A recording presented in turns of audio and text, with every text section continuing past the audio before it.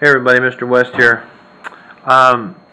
So the other part that was asked about was the inline style landing gear. Very simply, plate with a rectangular hole cut in it, axle laid across the hole,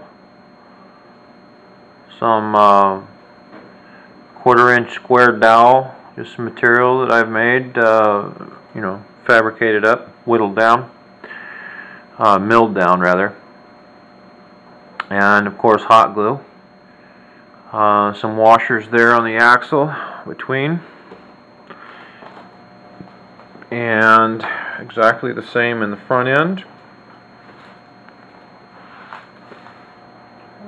Cut a hole through the foam board for sure.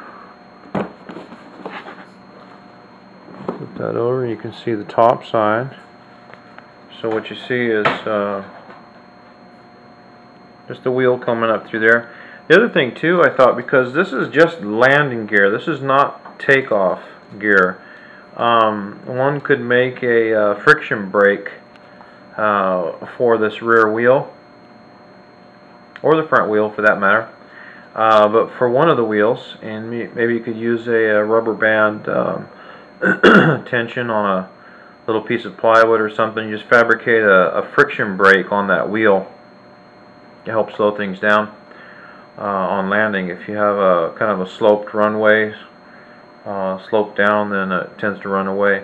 So when I'm landing east to west, the road slopes down some grade, and it tends to run on a little bit more. When I'm landing going uphill, it stops real nicely. So I might try that, play with that, put a little friction brake on that foam wheel. And these wheels are just like 2 to 2.5 inch, 2 1/4, and I situate them both as far forward as possible and as far back as possible. And the one in the back is real important to get that as close as you can to that tail section, or the end of the fuselage rather, because that's where it's going to want to touch down first. When you flare in, the nose will be up, and you don't want to hit nose first, and you don't want the tail dragging at all. So all the way to the rear and all the way to the front. That's how I did that. Okay, so enough about that. Some comments in the comment section would be cool. And there you go, West out.